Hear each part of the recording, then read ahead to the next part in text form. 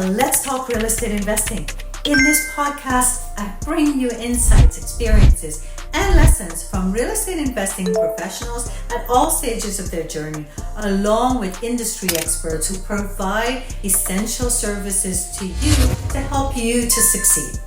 Our goal is to empower you with the knowledge and strategies needed to build a personalized real estate investing plan that aligns with your unique goals.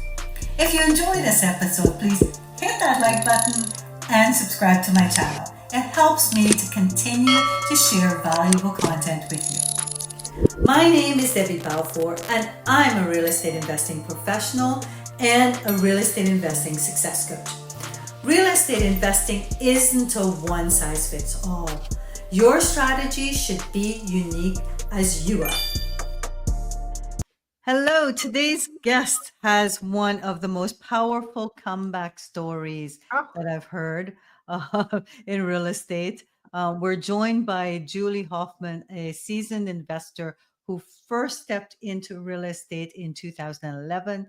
In just 3 years, she went from 0 to 36 properties and then scaled into, flipping entire condo buildings and building a multi-million-dollar portfolio. But her journey wasn't a straight climb. When the recession hit, Julie and her family lost everything. And this is where her story becomes extraordinary. Instead of giving up, Julie rebuilt this time, creating another multi-million-dollar real estate portfolio with no money and no credit, because neither were now available to her. She relied on creativity, relationships, strategy, and relentless resilience to start all over and then win. Today, Julie uses everything she's learned through her highs and her lows to help others get into home ownership and to navigate their way out of tough situations. She brings heart, honesty, and lived wisdom to every client and every conversation. You're really going to be inspired by this podcast today. Today, we're discussing specifically creative real estate strategies with Julie. And at the end, Julie also has a freebie to offer everyone. So without further ado, over to you, Julie, to give us a little bit more background on your journey in real estate. Awesome. So as Debbie said, I started in 2001. So I can't believe it, going on almost a quarter of a century of this journey. It's absolutely crazy. And thank you so much, Debbie, for having me. Yes. So I just, this recently as yesterday, I was sitting in a coffee shop. It's just really interesting. And you didn't really ask me about this, but I'll share it with you anyway. Yeah, please. and I met an old friend who actually sold me my first house back on Rainbow Crescent in Sherwood Park, Alberta. His name's Ed Siffeldine, and we met back up after 25 years and had a meeting because he wants me to hopefully mentor his son. And he's a very successful real estate investor in his own right. It's just that advice from a parent can rub off differently than it can from somebody else, but a trusted advisor. So as we're talking along, it was so interesting. This woman was near us. It's kind of a crowded coffee shop, and the three of us were sitting over here, and this woman was nearby. And she was so excited to learn more about real estate investing just from the conversation that we had. And we were talking about creative real estate strategies. And so I'll just give you that first example. I've got a developer that I'm working with, great guy. He built a beautiful building, sold off almost all of the condos, and he has now he has 3 left. He rented 2 of them. Okay. And this third one is something that hasn't sold yet, and he doesn't really want to rent it. And so I'm working with him to market it as a rent to own so that he can help somebody get into home ownership sooner than later. And he can also generate some income and increase cash flow that he has going on. And so it's something that is going to help somebody into home ownership. And it's also something that's going to help him as a property owner. And so I love doing these kinds of creative deals because there's usually such a win-win involved. Definitely. Yeah. So, I mean, I don't know if you have any questions for me, but again, it goes back to just you're starting with somebody. A lot of people think that they have to have great credit and and a huge amount of money, 20% down minimum, in order to buy an investment property. Oh, definitely. I thought that too when before I started really look into it. I thought it's only rich people that can afford, real estate. So, Yeah. and that I had to have like a huge savings in order to do so. Yes. And so, just so you know, from I didn't think of any of this on my own. I'm not some gifted magician that just has that much smarts. No, definitely not. I went to a Ron LeGrand event when in 2002. So I had a 3-month-old baby, and it was a 3-day event. And I would go up and down from the event during all the breaks, and I'd feed her. And I'd go down. I learned how to buy properties creatively from this teacher. And I went to the course 2 years in a row because I really wanted to learn these creative strategies. And so at the end of the day, what you need to know is that there are motivated sellers out there. And it might sound sad, it might sound kind of depressing. The fact of the Hmm. matter is, somebody near you is probably struggling. And it could be for all kinds of reasons. It could be because of a divorce. It could be because they have to move because of a job change. It could be because of financial change. Somebody could have inherited a house and they have no idea what to do with it, but they know that they don't want to be landlords. There are all kinds of scenarios. And if you can find a motivated seller and talk to them, figure out what's going on with them, then you might have a solution for them. And we have done this again over and over and over again. It goes back to my training that I had in 2001. And like Deb said, we went, we took off like a rocket. We were multi gazillionaires. Um, and then we lost everything. And we even lost our houses. Like we lost the house that I had my first 4 children in to foreclosure, and my dream home outside of Beaumont, Alberta, to foreclosure because of the recession of 2008 and how much trouble we got in. And Wow. the ch- so using these strategies helped us rebuild. And even though we had no business, even making any kind of an attempt to be homeowners, I'll tell you the story of our first house that we got into. It was also in Beaumont. What happened was an investor had bought it. He lived in Calgary. His name's David. And David had gone to the same event I was in, that I had gone to, but many years later. And I was actually on stage at this event this time, talking about creative strategies. And he phoned me about 3 weeks later after being at this event. And he said, I bought this house.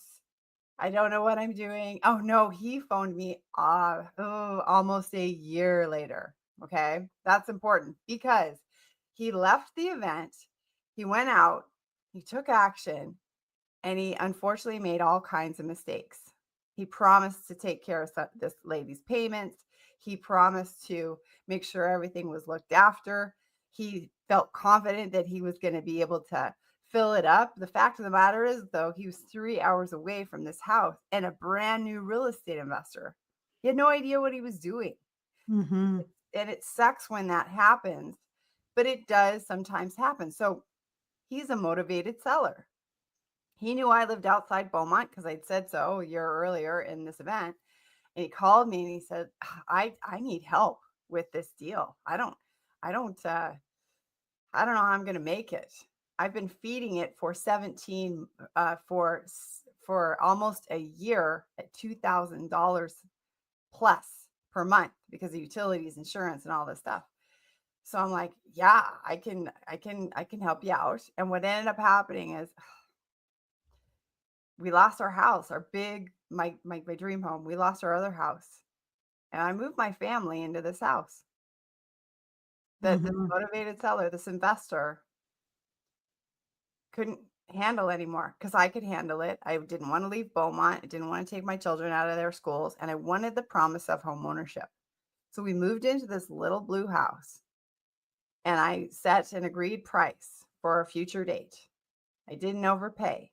I said I can't move in until I have things dealt with. I didn't extend myself. Moved into this house comfortably and then I was settled. I didn't give him a dollar for a down payment and I didn't qualify for financing. I was on my way to home ownership though. And then fast forward, I've got stories about other people too, but mine's kind of funny because it's kind of unique. And anybody can do this, right? So fast forward, it's about 10 months later. I've got this job, even though I'm unemployable now and I was unemployable before then. Suddenly I had an opportunity to have a job, a really good, high paying job as a sales trainer of all things. And so one of my locations that I was a manager of was Kelowna. And I came out on a site visit. They flew me out, and my husband and I had come out to Kelowna, and we were the people in the shiny Escalade with the big $100,000 boat, driving down the wrong way on a one-way street, just being obnoxious Albertans, you know what I mean? And I love Albertans. For anybody that's watching, I love Alberta and I love Albertans. But all the Kelowna people know what I'm talking about. Anyway, we were like, I land, my husband says, "Can we move there?" I say, "Yeah, we can. Let's find a way." And at the same time, I was pretty beat up and I had like zero confidence. So I'm in this house today. This is the house that my husband and I decided let's try for it. Let's try to see if we can find a house. So we came out and we actually looked at another rent to own, but it just needed way too much work, too much money, and because it was really in bad shape. So we drove around the city and we found this house and it was in foreclosure. The house that I'm sitting in today. This was in 2012.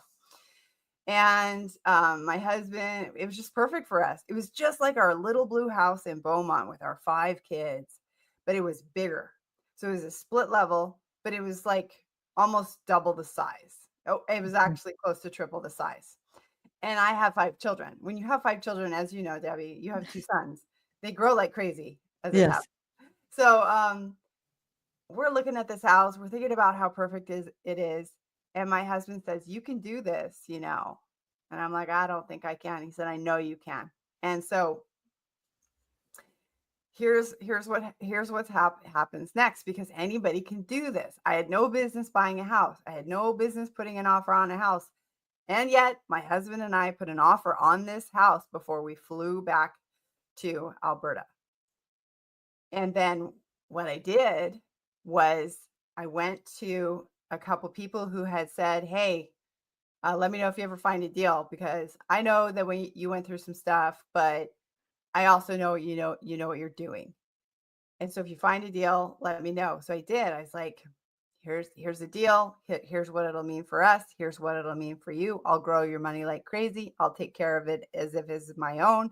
We'll put money into it. We'll make sure that it's well taken care of. And I gave them such a good deal that they were like, "Yeah." So I had these 2 guys, Richie and Dale, bought this house for me that I'm sitting in 2012. And I still had my little blue house in Beaumont that I owned. I still had a right to own it. Yes.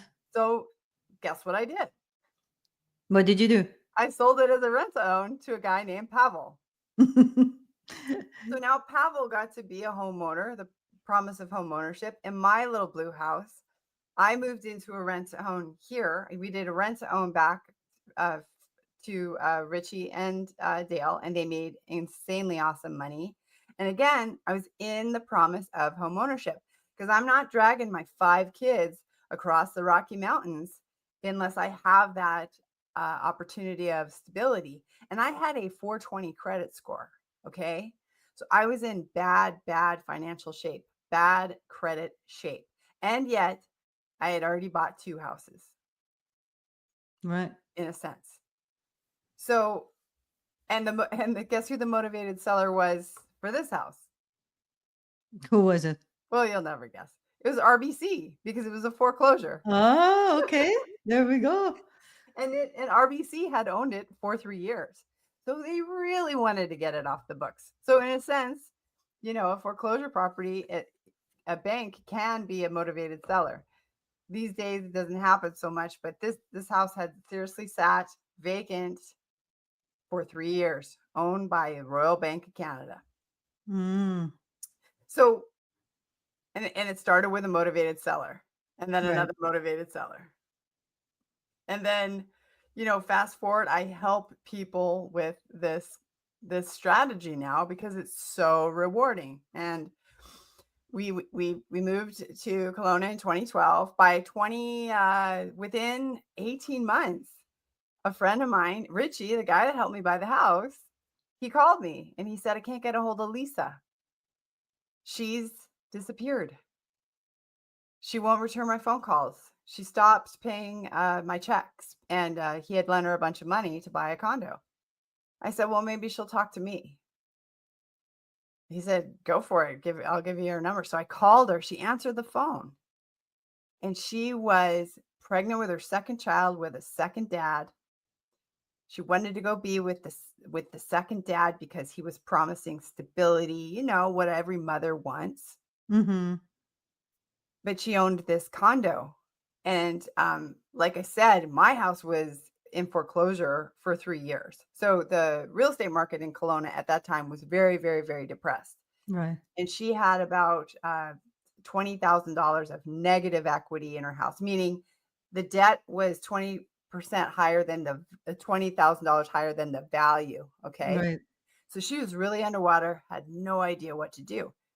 So even though what I went through by losing everything and foreclosure and having a 420 credit score and all that, all that mess, it was a real blessing because I was able to say to Lisa, hey, Lisa, I've been in your shoes because I literally had, including all the pregnancies, right? Mm-hmm. I said, just move on.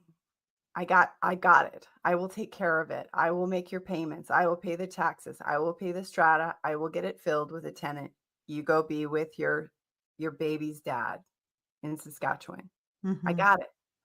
And I gave her $100 as the down payment.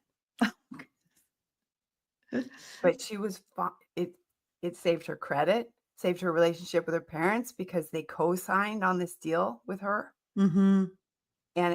And you cannot put a price tag on the stress that people have in these kinds of scenarios. This was one little condo for her. We had 110 doors at one point.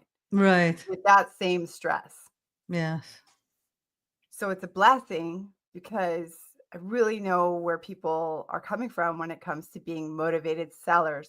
It's hard for anybody else who hasn't been through what I have to really understand that a motivated seller could actually be out there, but they are. And I'm just so blessed to be able to help people over and over again find these motivated sellers and create a win-win situation. And it's in these situations, some of them were not just like principal residence owners, but were also real estate investors. So Yes. you're not only looking for, these homeowners that are just it's their principal residence, but there would be, real estate investors that have over leveraged. Yes. And that's, I'd say, a lot of the people that I've worked with. Mm-hmm. I'll give you a perfect example. I was working with a girl named Trina, who we started working together, and she put out bandit signs. Okay, so those are the yellow "we buy houses" signs. We buy ugly houses. We buy houses fast. Those kinds of signs. She put a bunch out in Lethbridge, and she got a phone call from a tired landlord. Right. He owned both properties free and clear. And so what they negotiated was a 30-year mortgage at 2.1%. So she still has these properties. She has 2.1% as her interest rate for the next 30 years. 30 years. Wow. And they've both gone up in value. these he sold her 2 houses, 2 Mhm. half duplexes. They both got up in value like $200,000. It's So bonkers. so these people are out there. It's not just in the US.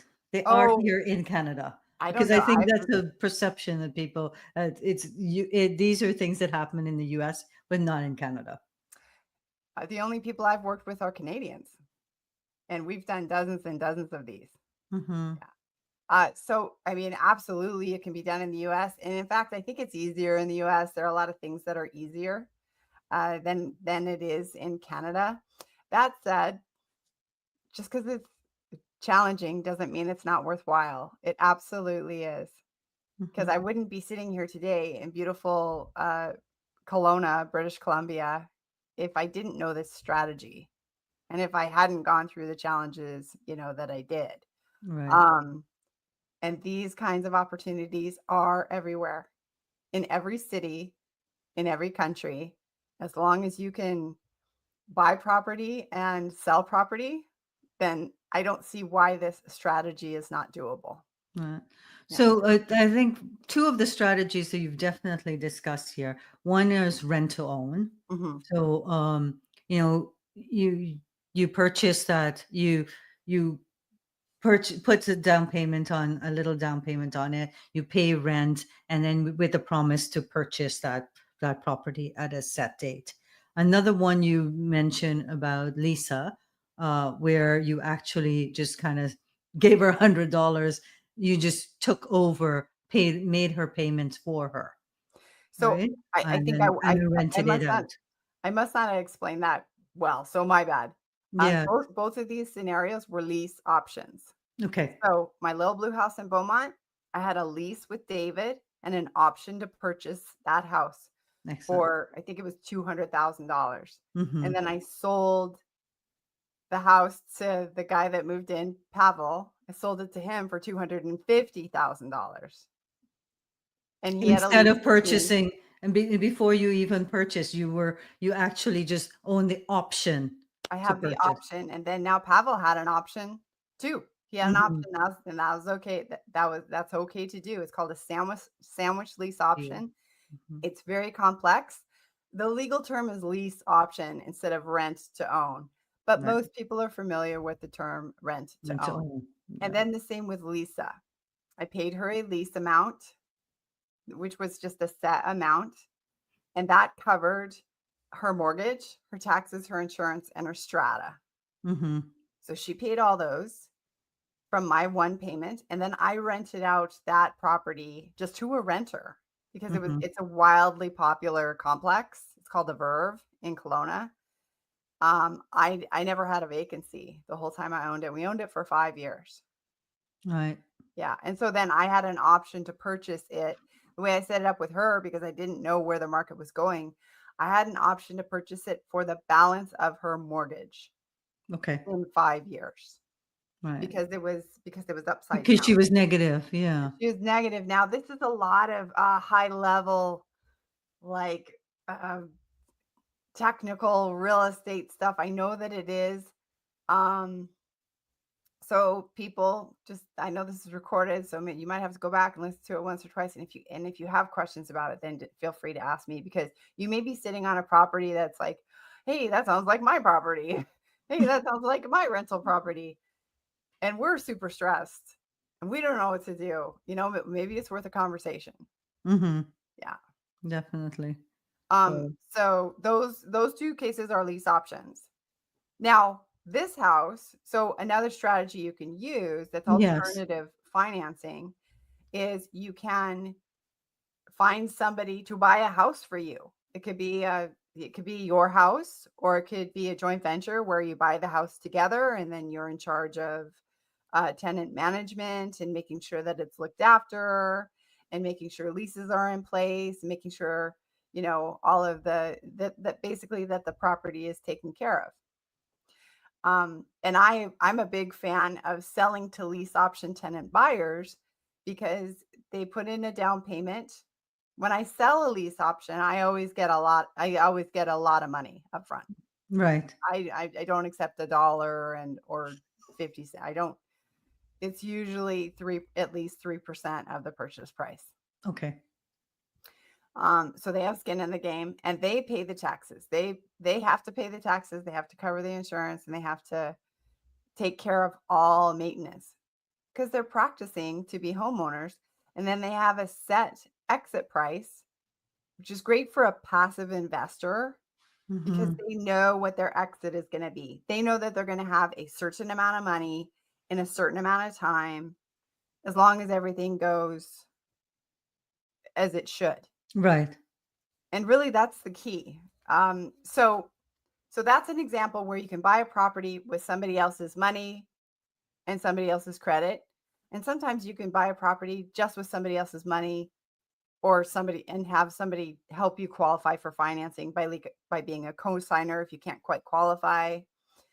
And I just like to go back to the lease option side of things where you have somebody that's called a tenant buyer. I was a tenant buyer in this house in Kelowna. I was a Right. tenant buyer in my little blue house in Beaumont. I knew exactly where I needed to be financially for my little house in Beaumont to buy it. Mm-hmm. And I knew exactly where I needed to be financially for my house here in Kelowna in order to buy it. And that is what makes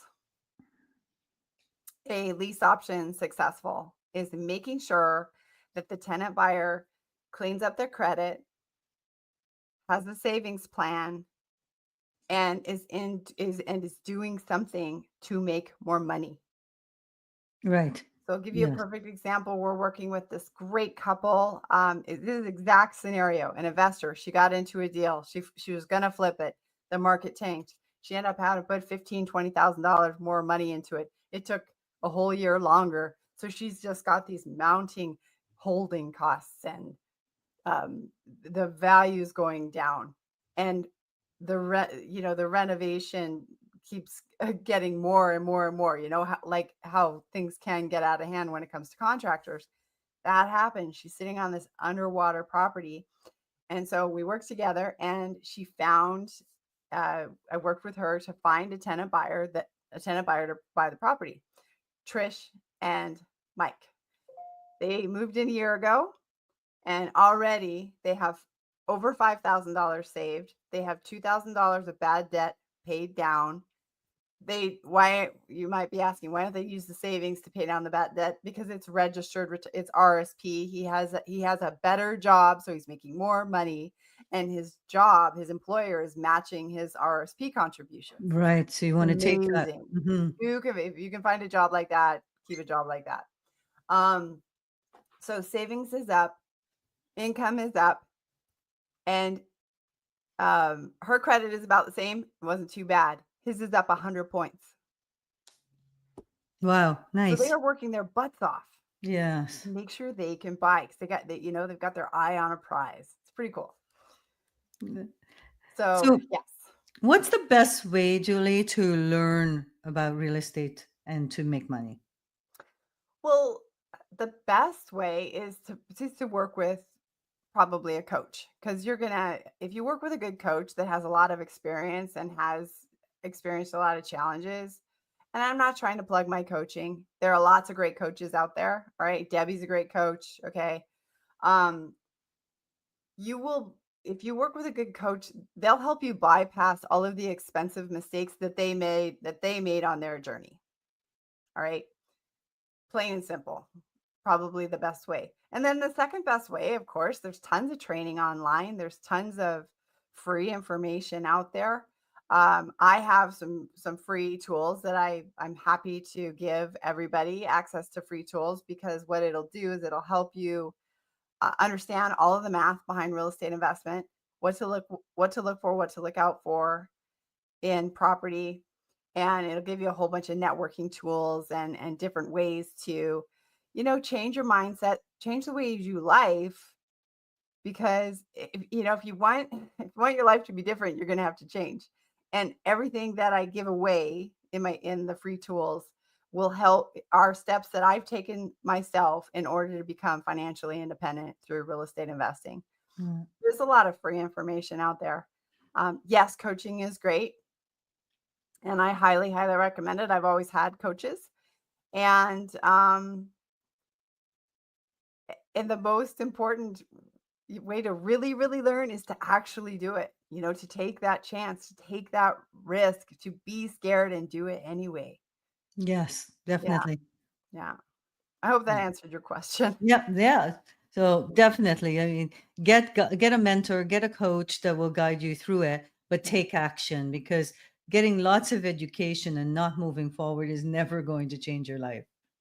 No, Because it's not. knowledge is not power unless you put it into action.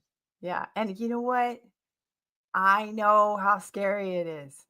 I remember so vividly how scary it was to buy my first house, signing this big complicated contract and worrying that, oh, what if I don't find a tenant? What if the basement floods? What if I get somebody that's terrible and they bounce their rent check?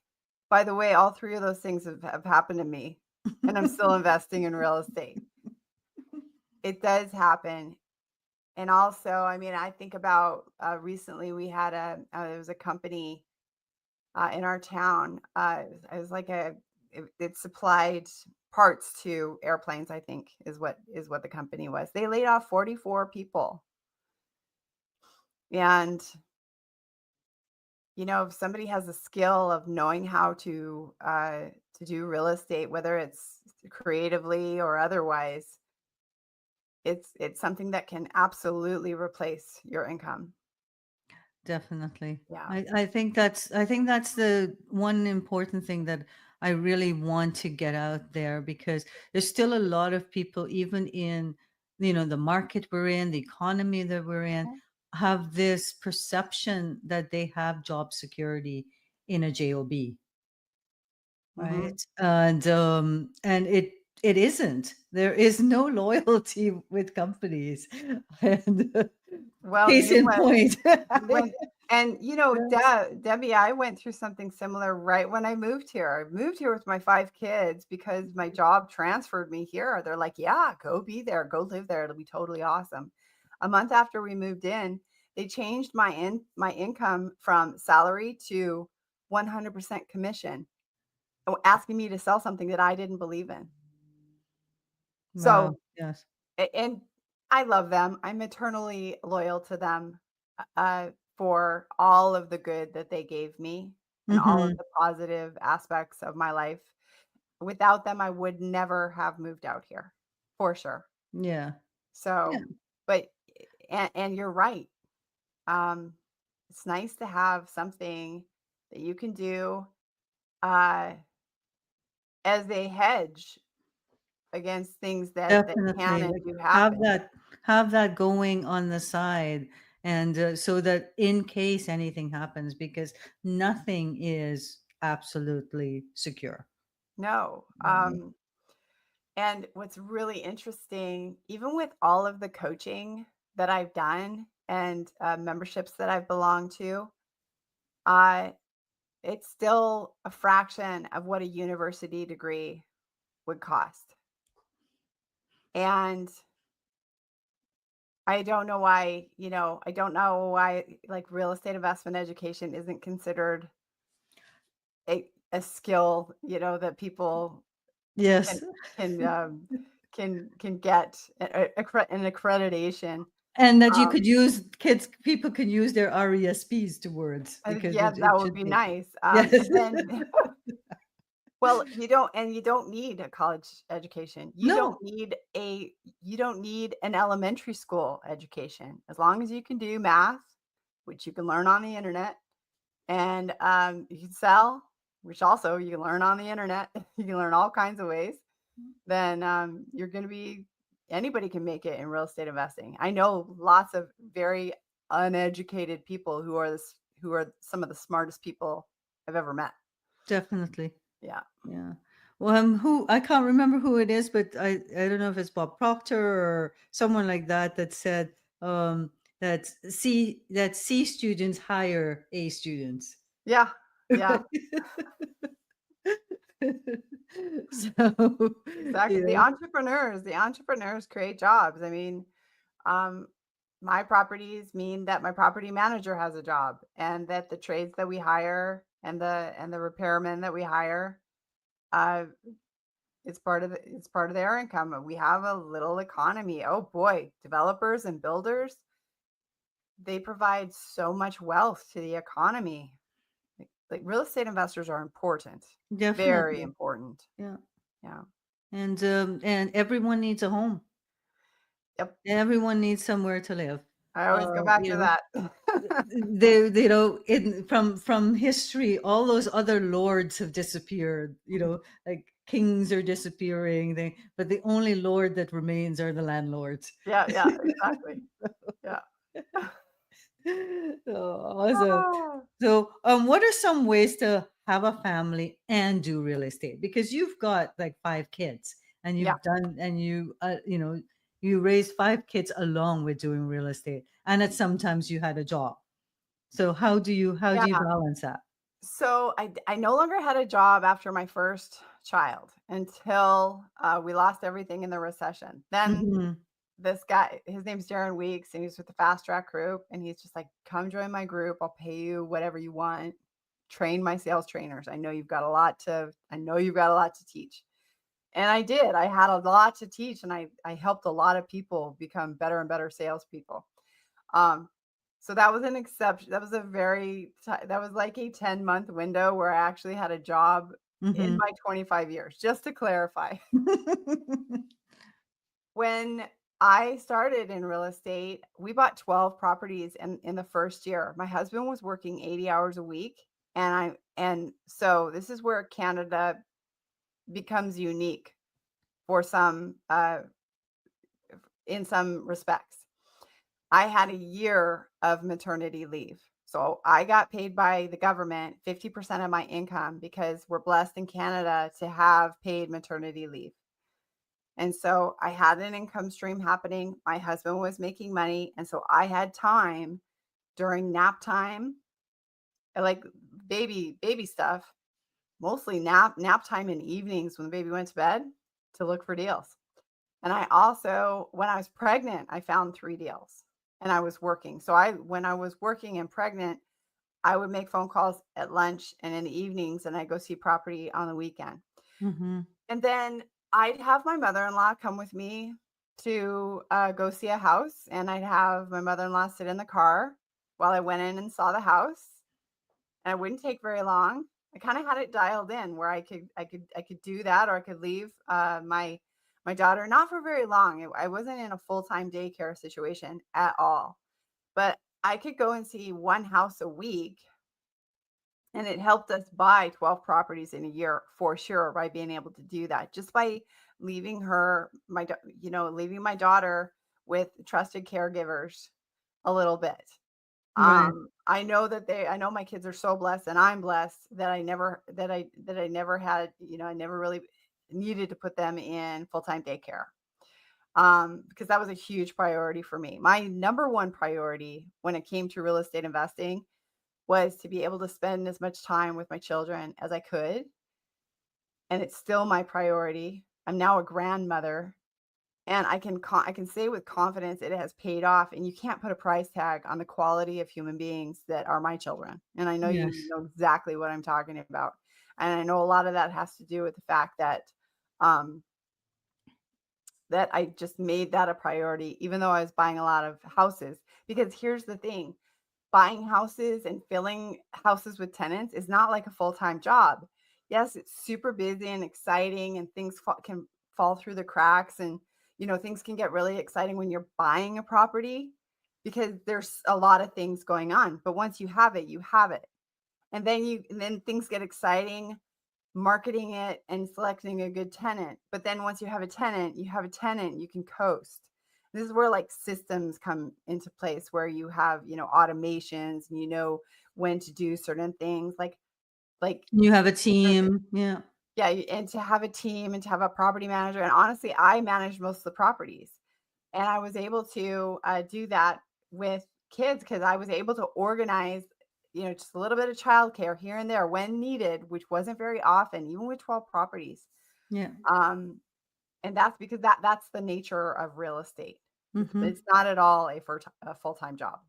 So, this just shows too that like being a mom, like you could have the dad being the full-time thing, and then the mom could be home with the kids and be a real estate investor and, Yeah. build Like that. it's going to be more of a struggle for a single mom. It is. There's no Yes. question. But if you have a support around you, I mean, heck, that's a good reason to move close to your parents if they're willing to help with childcare, because it's good to be surrounded by family, Yeah. and some people have people in their lives that are like family. That's great too. I also had another situation once I had a few more children where I would do a swap with another mom. So she would watch them Tuesday, all of them Tuesday and Thursday, and I would get a whole bunch of work done on those Tuesdays and Thursdays. And then I would watch all of her kids on Tuesdays and Thursdays. And I did that a couple times a month. Um, and then also keep in mind that kids go to school. Yes, exactly. So you've got that So time once they're yeah, not babies anymore. once they're not babies anymore. Mhm. So it's like it's a constant journey of transition, Yeah, especially definitely. with five. I, I, we did have a nanny at one point when things, when we knew when we knew that we were on shaky ground in the recession, we got a nanny because we knew some stuff was about to go down. We didn't realize it would take as long as it did. We fought for 4 years to save our real estate investment portfolio, and we had a nanny for one of those years because we had a newborn. Yeah. Yeah, my son Cody was born in August of 2008, and by then things were already crumbling. Yeah. So So, definitely where there's a will, there's a way. You just have to, right, tap into your resources. And I think, especially as women, we find it difficult to ask for help. We think we need to save the world and do it all. Look after the kids, have the jobs, like look after the husband, look after the house. And there's times where you have to make that sacrifice or and say, I need help and ask yeah, like you did, like again, creative ways, bartering, you know. yeah, and another thing I'll say about the house, Hmm. I'm never somebody that has a immaculate house. If we've got a event coming, like we got people coming over, we do a good scrub. You know what I mean? Before visitors come, yeah. Yeah, but you can let some of your house go. It's Uh, a thankless job. It'll just get dirty again. yeah, I think that there's nothing wrong with letting the house be messy sometimes Yeah. when you've got to when it's like, okay, I've got time to love my child. I've got time to love these three. I've got a little bit of time to get these tasks done that I need to get this deal. I've got a little bit of time for this. I don't have time to wash my floors. I'm going to forgive myself for that. Yeah. There's Um, also that trade-off of money. If you that time you're spending is earning a lot more than it would take to mhm. have hire someone to clean it, if that's the case. Or, I love Instacart because the money, the little bit of service charge that I'm paying Yep. for somebody else to go to Costco and it Yep. appear at my door Yep. while I am working, it is so worth it. Amen. I did that. I would fax. Okay, so this puts a date on all of this. I would fax the grocery store in our little town my order, and I just had a tab that they sent me a bill every month. Hmm. But I'd send the grocery store order, they'd bag it, and they'd have it ready. And my husband, when he got off work, he'd stop by the Pick grocery it up. store, they'd haul it all in, he'd come home. We lived a couple miles off a highway in a farm, like 160 Hmm. acres out in a beautiful part of Leduc County in Alberta, and on the Strawberry Creek. And yes, I found those efficiencies. I'm probably forgetting a lot. And I do think it's important to let the house go, because who cares? Your real friends, if they stop by unannounced, if they're really your friends, they won't care if it's a little messy. People always say, forgive my house. And my house is quite clean, but Yes. I don't go into other people's house to scrutinize. I don't No. notice those things. So I think And it's more we're harder on ourselves. yeah, and Great. like I said, my house looks fantastic if we're having a party Mm-hmm. or Thanksgiving or Christmas or Easter. My house looks great. And I absolutely did hire cleaners. Yeah. Just every now and then to get a really good scrub. And that's where a nanny came in helpful too, because she kept things pretty darn clean. Mm. So I mean, that was a worthwhile investment because like she took care of the kids for a couple hours every day, but half of them were in school. And then she would do a lot of cleaning. And then I'd take care of dinner. Me and my husband, we would take care of dinner. And so Yeah. we still had a good time with the kids. You won't ever get that back, you No. know. Just I think so. Like when we talk about systems and processes, too, everybody thinks of just in the business and and automation, but there are other things like we are discussing with family life where you can look at how can I get more time? How can I get time with things I'm doing in the house, that things I have to do for my family that mhm, can then put back that is better served doing work on my business. absolutely. And that's And like the shopping and the cleaning. exactly. Hire that out. And Yeah. like and it's just okay to let some things go while you're trying to build financial stability and freedom or Yeah. independence. It's just okay that if your life is not all perfect, because the financial side of things buys that time to do things that are really important, that really matter. Yes. At least as far as my priorities are concerned. Yeah. And you know what? Maybe for some people, it just enables them to have that much more money so they can have a great housekeeper and always have a beautiful house kept home. Hey, that's cool. Yes. I'm not here to judge. It's whatever its value for you. Yeah. Yeah, Yeah. Oh, definitely. and I will say one more thing. I was a very laid back mom. Right. So I uh I think I'm just naturally blessed that way, where I didn't stress a lot about like what other people thought of my kids. I just tried to always let them know how much I love them and how they're loved Mhm. unconditionally.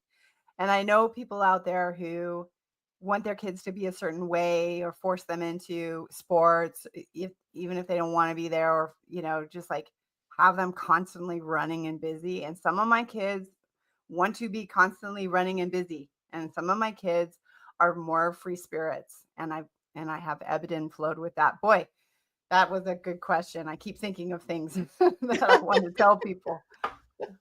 My Yeah, youngest is definitely. 17. My youngest is 17 now. He's almost gone. I've got a grandbaby, but he's not my baby. He's my baby's baby. So she's got him. And I have to say, Julie's kids are. It's not like they're not. You're also balancing. A lot of your kids are in sports, and Yeah. you're doing that along Mhm. with your real estate investing. So as you're raising your kids, you've got lots. Your kids are in sports. They're doing all these activities. So you're Yeah. supporting all of those things too. But you know what? Sports is a great time to talk to parents. I'm missing that because I can't talk to Yep. anybody about real estate investing. But when you go out to those sporting events, those Yep. are the places to talk to people Yeah, about what Deb, you're doing. Debbie, you got to start a group. You got to start a networking group. I know there are already groups down where you are, but some people, there's going to be a pocket of people that want to come to your group. Yeah. Well, I do have one. I have one that it's a business networking group. It's called Langley Connect. Oh, And good. it's yeah, Is it yours though? well, it's three of us that have Oh, good. put it together, and Nice. yeah, it meets every Thursday. Awesome. So That's 4 to great. 6. So yeah. Yeah. So definitely. Well, it's always a pleasure talking to you, Julie. And there's so much. I mean, we could go on for hours, I know we and we could. do at times when we're just the two of us Yeah. talking. So, but just so that everyone listening is not bored. Thank you so much, Julie. And share with us. You alluded to it. Share with us about your freebies that you're offering everyone and how they can get it. For sure. So I'm just am I allowed to share my screen? Yes. Can I show everybody? Yeah, sure. Okay, so I'm gonna do this. If have you ever heard of Alex Hormozy, Debbie? Yes, definitely. I don't think Right. anyone that's in the sales business, selling, negotiating, should have heard of Alex Amosi. So he has a program called School. He works with some people, and they create a school. So I've started creative real estate school. Okay, and so everybody has access to my real estate investment tools. All right. So this is the deal analyzer. It's a calculator. It's got a tutorial. Same with motivated seller worksheet. Takes you step by step what to look for, what to look out for. A whole presentation on joint ventures, the color code personality. That helps you work in teams and communicate effectively and efficiently. Street smart networking. You want to read this networking book every week before you go to a networking event. It'll make your networking more efficient. How to talk about real estate so you don't sound like a used car salesman and you don't chase people away. I have a coaching client. Her name's Carol in Ottawa. She started bringing up real estate the day after we started coaching, and she was with her daughter, and her daughter's boyfriend had a deal because she brought up real estate instead of talking about news, weather, and sports. And she bought this deal. She got like 40 grand under market. It's such a fun, cool story. Mm-hmm. And then this is a fundamental tool: how to complete a real estate purchase contract. This is based on a BC contract. So every contract is going to be different. Every jurisdiction is going to be different. You need to find the contract wherever you are, but it still takes you through the basics of what you need to know when it comes to a real estate purchase contract. Okay. So that's my gift to everybody. And then everybody will be able to interact in the school and talk to each other. It's kind of an online networking platform. And that's my gift. So And how do they get it? What's the URL? I am going to send you the link. And it'll be around here. So it's like a big, long, convoluted link. So is that Right, okay? okay. We'll share that link in the show notes for everyone. Thank you. I appreciate it. Yeah. Oh, wonderful. Thank you so much, Julie, for that. Pleasure. We can stop sharing. Oh, did I stop or not? I thought I pushed it. There we There we are. go. Yeah, so we're Awesome. back. Thank you. So Sorry. thank you This so technology. much. We covered two key creative ways of home ownership and of investing, and that was the lease agreement and the rent to own. Julie talked about looking for those distressed owners. They're out there, those distressed landlords.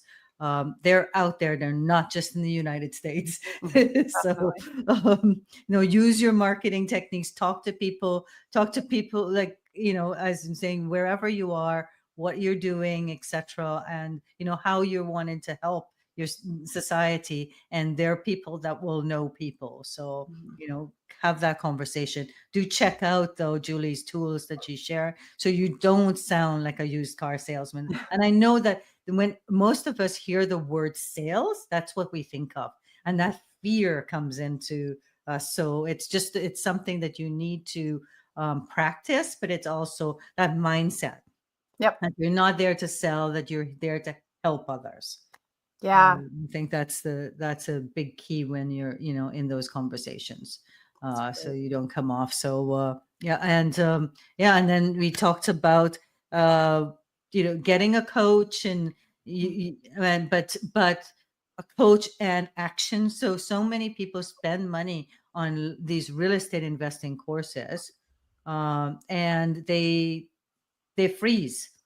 They go into analysis for paralysis, and they don't use what they've learned. So you do Yeah. have to learn and take action. And the best way to approach coaching is, as you get your coaching and as you're learning, implement right away. Mm-hmm. I think that's techniques that both of us use to make sure that our clients are implementing, Mm-hmm. and they don't go into that. And then We also talked about that you can have your family and do real estate investing, and you can have a job. I've had all three for 5 years.